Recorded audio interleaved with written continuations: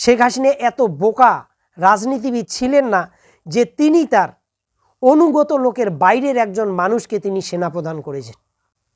আসসালামু আলাইকুম দর্শক, বাংলাদেশের অন্তর্বর্তীকালীন সরকারের প্রধান ডক্টর মোহাম্মদ ইউনূস তিনি পদত্যাগের ইচ্ছে প্রকাশ করলেন এবং ইচ্ছে প্রকাশ করে তিনি আবার বলছেন যে তিনি পদত্যাগ করবেন না। তো কেন তিনি পদত্যাগ করতে চাইলেন, কোন পরিস্থিতিতে, আর বাংলাদেশে সেনাপ্রধানের বা সেনাবাহিনীর ভূমিকা কী, ডক্টর মোহাম্মদ ইউনূসকে ক্ষমতার থেকে সরিয়ে দিয়ে বাংলাদেশে কি সামরিক শাসন চালু হতে পারে? তো বিশ্বের রাজনৈতিক বিশ্লেষকদের মধ্যে এই নিয়ে কিন্তু বিভিন্ন ধরনের বিশ্লেষণ দেখা যাচ্ছে। তো দর্শক, এই বিষয়ে আলোচনা করব। তার আগে আলোচনা করতে চাই দর্শক, গত বছর জুলাই আগস্টের যে বিপ্লবটা বাংলাদেশে সংগঠিত হলো, এই সংগঠিত বিপ্লবের ফলে শেখ হাসিনা সরকারের পতন ঘটে। শেখ হাসিনা পালিয়ে ভারতে আশ্রয় নেন এবং বাংলাদেশে যে অন্তর্বর্তীকালীন সরকার প্রতিষ্ঠিত হয়, এই সরকারের প্রধান হিসেবে বৈষম্য বিরোধী ছাত্র সংগঠনের নেতৃত্ববিন্দু এবং সকলের মোটামুটি পছন্দের বিশ্বের নন্দিত একজন বিশিষ্ট ব্যক্তি ডক্টর মোহাম্মদ ইউনূসকে এই অন্তর্বর্তীকালীন সরকারের প্রধান করা হয়। আপনারা জানেন যে এই জুলাই আগস্টের পর এই নতুন সরকার কত ধরনের চাপের মধ্যে পড়েছিল।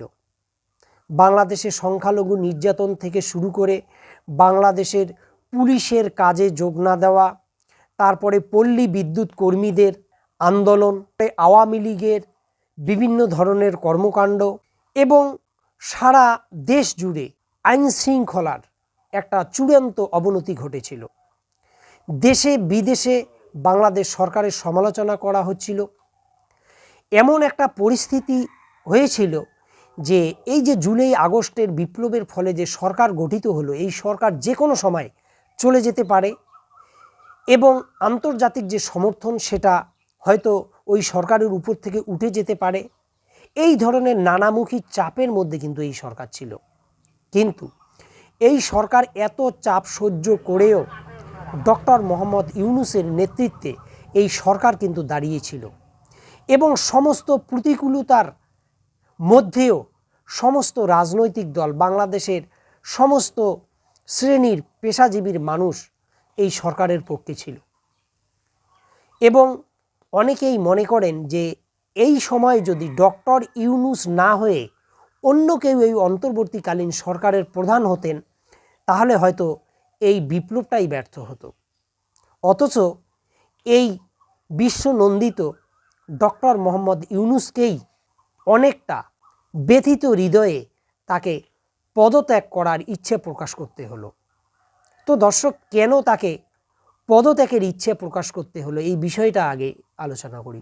দর্শক, ইদানিং শোনা যাচ্ছে যে ব্লাডি করিডোর নিয়ে সেনাবাহিনীর সঙ্গে এই ডক্টর মোহাম্মদ ইউনূসের মতপার্থক্য তৈরি হয়েছে এবং সেনাবাহিনীর প্রধান তিনি অনেকটা থ্রেট করেই বলেছেন যে তিনি ডিসেম্বরের মধ্যেই বাংলাদেশে নির্বাচন চান। তো দর্শক, বিষয় হচ্ছে এই বাংলাদেশের সেনাপ্রধান তিনি অন্তর্বর্তী সরকারের প্রধান বা অন্তর্বর্তী সরকারকে তিনি কি থ্রেট করতে পারেন? তিনি কি এই ধরনের প্রকাশ্যে কোনো কথা বলতে পারেন যেখানে সরকার চাপে পড়তে পারে? এই অধিকার কি তার আছে?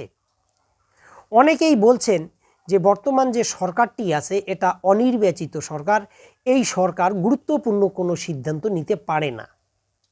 দর্শক, হ্যাঁ, গুরুত্বপূর্ণ সিদ্ধান্ত নিতে গেলে করিডোর থেকে শুরু করে আরও গুরুত্বপূর্ণ কিছু কিছু সিদ্ধান্তের ক্ষেত্রে অবশ্যই এই অন্তর্বর্তীকালীন সরকারের বাংলাদেশের যে রাজনৈতিক দলগুলো আছে, প্রধান যে রাজনৈতিক দলগুলো আছে, তাদের সঙ্গে আলোচনা করেই সিদ্ধান্ত নেওয়া উচিত, এ কথা ঠিক।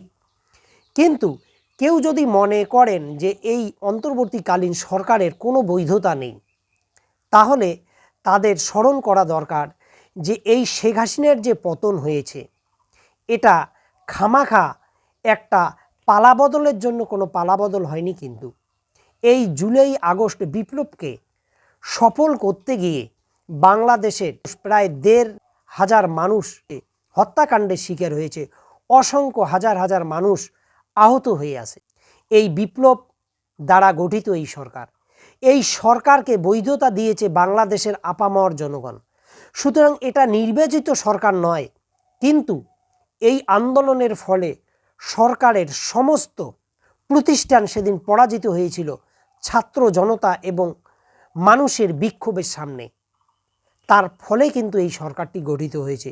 সুতরাং এই সরকারের কথা মতো সেনাবাহিনীকে চলতে হবে। সেনাবাহিনীর কথা মতো এই সরকার চলবে কেন? আর একটা বিষয় মনে রাখতে হবে আপনাদের, আপনারা জানা এই সেনাপ্রধানের গুণগান গাইছেন, নিঃসন্দেহে গুণগান গাওয়ার মতো কিছু কাজ আছে, কিন্তু আপনারা যদি অতিরিক্ত এর প্রশংসা করতে যান এটা হিতে বিপরীত হতে পারে। কারণ এই সেনাপ্রধান মনে করতে পারেন যে বাংলাদেশের ক্ষমতার কেন্দ্রবিন্দুতে তিনি, যেটা পাকিস্তানে হয়েছে। পাকিস্তানে বর্তমানে একটা পুতুল সরকার, মেন সরকারটাকে পরিচালনা করে সেনাপ্রধান। এইটাই কি বাংলাদেশে চালু হবে? মনে রাখতে হবে শেখ হাসিনার 15 বছর বা 16 বছরের যে দুঃশাসন, শেখ হাসিনা মনোনীত এই সেনাপ্রধান। শেখ হাসিনা এত বোকা রাজনীতিবিদ ছিলেন না যে তিনি তার অনুগত লোকের বাইরের একজন মানুষকে তিনি সেনাপ্রধান করেছেন। আপনারা মনে করতে পারেন এখানে যে জুলাই বিপ্লবে সেনাবাহিনী তো শেষ পর্যন্ত জনগণের পক্ষে অবস্থান নিয়েছিল। এই জায়গায় আপনাদের মনে রাখা দরকার যে সেনাপ্রধান এবং সেনাবাহিনী তখনই জনগণের পক্ষ নিয়েছিল যখন দেশের আওয়ামী লীগের লাঠিয়াল বাহিনী, আওয়ামী লীগের পুলিশ, র্যাব থেকে তাদের প্রতিষ্ঠান জনগণের সামনে দাঁড়াতে পারেনি। শেখ হাসিনার নির্দেশ ছিল সেনাবাহিনী আরও মানুষের উপর দমন পীড়ন চালিয়ে এই আন্দোলনকে দমন করুক। সেনাবাহিনী সেটাতে রাজি হয়নি। কেন রাজি হয়নি? তারও কারণ আছে। কারণ হচ্ছে যেখানে পুলিশ, র্যাব থেকে শুরু করে আওয়ামী লীগের কর্মীরা সকলেই জনগণের সামনে দাঁড়াতে পারছিল না, তখন সেনাবাহিনী কি করত? সেনাবাহিনীর যদি ইচ্ছেও থাকতো যে তারা দমন করবে, কিন্তু এটাও তারা জানতো যে তারা হয়তো আরও 10,000 মানুষকে হত্যা করলো, কিন্তু তারপরেও যদি এই জুলাই বিপ্লব না থামতো, লক্ষ লক্ষ কোটি কোটি জনতা যদি রাস্তায় নামতো, তাহলে সেনাবাহিনীকেও তো একটা সময় পরাজয় স্বীকার করে নিতে হতো। তখন এই সেনাপ্রধানের কি অবস্থাটা হতো? তাকে তো বাংলাদেশের বিচারের কাঠগড়ায় দাঁড়াইতে হতো, তাকে তো সর্বোচ্চ শাস্তির জন্য তাকে প্রস্তুত থাকতে হতো। সুতরাং আপনারা যারা মনে করছেন যে এই সেনাপ্রধান জনগণের না, মনে রাখতে হবে ইনি শেখ হাসিনার মনোনীত সেনাপ্রধান এবং তিনি তার ভবিষ্যৎ নিয়ে শঙ্কিত হয়ে আগাম বুঝতে পারছিলেন যে দেশের জনগণ যেভাবে রাস্তায় নেমেছে এদেরকে পরাজিত করা যাবে না, বরং এদেরকে পরাজিত করতে গেলে শেখ হাসিনার মতো নিজেদের ভবিষ্যৎ তৈরি হবে। সুতরাং তারা যেটা করেছে তাদের ভবিষ্যতের কথা ভেবে করেছে এবং আজকে যারা সেনাবাহিনীকে মাথায় তুলছেন এটা বাংলাদেশের গণতন্ত্রের জন্য অত্যন্ত হানিকর হতে পারে আগামী দিনে। এবার দর্শক, ঘটনা হচ্ছে শুধু কি সেনাপ্রধান, বিএনপিও সরকারের উপর চাপ সৃষ্টি করছে।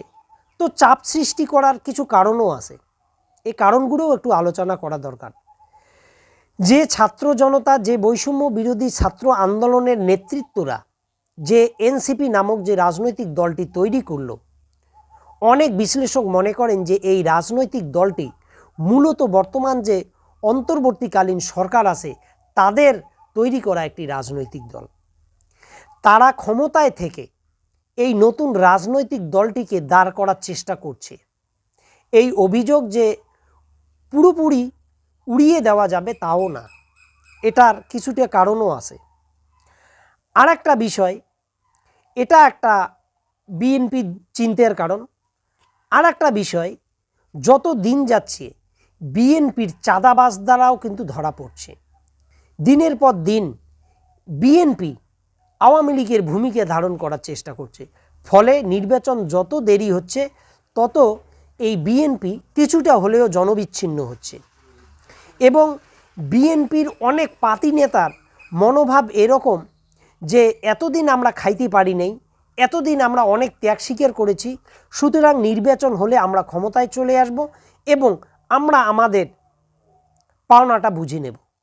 সুতরাং এরাও একটা দুঃশাসন বাংলাদেশের জনগণের উপর চাপিয়ে দেওয়ার চেষ্টা করছে। তো দর্শক, এই জন্য যেহেতু বিএনপি একটি রাজনৈতিক দল, তাদের জনপ্রিয়তা আছে এবং এটাও বাস্তব বাংলাদেশে যদি এখন নির্বাচন হয় বিএনপি ক্ষমতায় আসবে, সুতরাং তারা চাইবে যে নির্বাচনটা তাড়াতাড়ি হোক, তাদের হাতে ক্ষমতাটা আসুক। এটা রাজনৈতিক দল হিসেবে বিএনপির অবশ্যই এই অধিকার আছে। এবার আসি সংস্কারের বিষয়ে। এই অন্তর্বর্তীকালীন সরকারের বয়সকাল হচ্ছে মোটামুটি 8-9 মাস বা 10 মাস। বাংলাদেশে শেখ হাসিনা থাকার সময় বাংলাদেশের যে প্রতিষ্ঠানগুলো ছিল, এমন কোনো প্রতিষ্ঠান ছিল না যেগুলোর মধ্যে দলীয়করণ হয়নি, এমনকি বিচার বিভাগটা পর্যন্ত বাদ যায়নি। সুতরাং এই যে সংস্কারের চাপ, এই সংস্কারের চাপ অন্তর্বর্তীকালীন সরকার নিচ্ছে, কিন্তু অন্তর্বর্তীকালীন সরকারকে প্রয়োজনীয় সংস্কার করতে গেলে অনেকটা সময় দিতে হবে, এটা একটা বাস্তব বিষয়। কারণ পুলিশ বলুন, র্যাব বলুন, বিভিন্ন ব্যবসায়ী মহল বলুন, প্রতিটা সেক্টরে আওয়ামী লীগের মনোনীত লোকজন এখনও ঘাপটি মেরে লুকিয়ে আছে। সুতরাং তাদেরকে রেখে আপনি কিভাবে সংস্কার করবেন? তো সংস্কারের জন্য সরকারকে পর্যাপ্ত সময় দেওয়া দরকার। সময় যদি না দিয়ে তাড়াহুড়ো বাংলাদেশে নির্বাচন হয়, এই নির্বাচনের ফলে যদি আবার আওয়ামী লীগের মতো শাসন ব্যবস্থা তৈরি হয়, শোষণ দুঃশাসনের শাসন যদি চালু হয়, তাহলে মানুষের যে এই আন্দোলন, তাহলে এই আন্দোলন কিন্তু মাঠে মারা যাবে।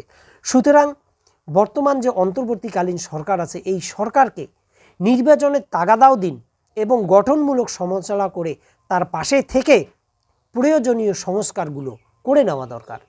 এমনও হয় যে এই অন্তর্বর্তীকালীন যে সকল সংস্কার করতে পারবে, কোনো রাজনৈতিক দল ক্ষমতায় এসে সেগুলো করতে পারবে না। কারণ যেমন আওয়ামী লীগকে নিষিদ্ধ করেছে এই অন্তর্বর্তীকালীন সরকার, এটা যদি কোনো রাজনৈতিক দল করত তাহলে সমস্যা ছিল, অনেকগুলো বাধা তাদেরকে পেরোতে হতো, কিন্তু অন্তর্বর্তীকালীন সরকার কিন্তু সেটা করেছে। তো দর্শক, এবার আসি যে এই ডক্টর মোহাম্মদ ইউনূস তিনি পদত্যাগ করতে চেয়েও কেন পদত্যাগ করলেন না? যখন সংবাদপত্রে প্রকাশিত হলো, বিভিন্নভাবে সংবাদটা বাইরে চলে আসলো যে ডক্টর মোহাম্মদ ইউনূস তিনি পদত্যাগ করছেন, তখন কিন্তু অনেকেরই কিন্তু হুঁশ ফিরেছে এবং তিনি সত্যি সত্যিই যদি পদত্যাগ করতেন তাহলে বাংলাদেশে আরও একটা কিন্তু অন্যরকম পরিস্থিতি তৈরি হতে পারত। এমনকি এই পরিস্থিতিতে সেনাবাহিনী ক্ষমতা দখল করে নিত। সেনাবাহিনী তো এখন মনে করছে যে তারাই সব, তারা ভুলে যাচ্ছে যে এই বিপ্লবকে সফল করতে গিয়ে বাংলাদেশের অসংখ্য মানুষ প্রাণ দিয়েছে। যদি সেনাবাহিনী বাড়াবাড়ি করে সেক্ষেত্রে আবার জনগণ পথে নামবে, আবার একটা নৈরাজ্য সৃষ্টি হবে বাংলাদেশে, এটা বাস্তব।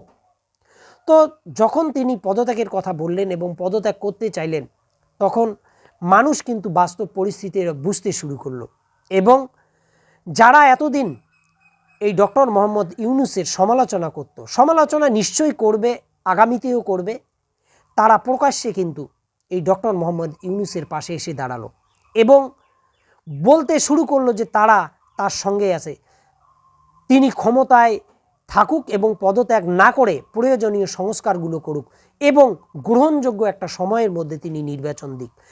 শেষ পর্যন্ত যেটা হলো, বাংলাদেশের অনেক গুরুত্বপূর্ণ ব্যক্তিত্ব ডক্টর মোহাম্মদ ইউনূসের পাশে এসে দাঁড়িয়ে তাকে অভয় দিলেন এবং এক্ষেত্রে তাকে কিছু পরামর্শও দিয়েছেন যে তিনি আগামীতে যে কাজগুলো করবেন সেগুলো সকল রাজনৈতিক দলকে ডেকে আলোচনা করে যেন করেন এবং তাদের সঙ্গে আলোচনা করেই সামনে একটি গ্রহণযোগ্য টাইমে নির্বাচনের দিনক্ষণ যেন তিনি ঠিক করেন এবং এনসিপিকে অতিরিক্ত গুরুত্ব না দিয়ে সকল রাজনৈতিক দলকে সমচোখে দেখে বাংলাদেশের ভালোর জন্য যেন সুষ্ঠু নির্বাচন এবং প্রয়োজনীয় সংস্কারগুলো তিনি করেন। তো দর্শক, এই আশ্বাস পেয়ে সম্ভবত ডক্টর মোহাম্মদ ইউনূস তার পদত্যাগের চিন্তা ভাবনা থেকে সরে এসছেন।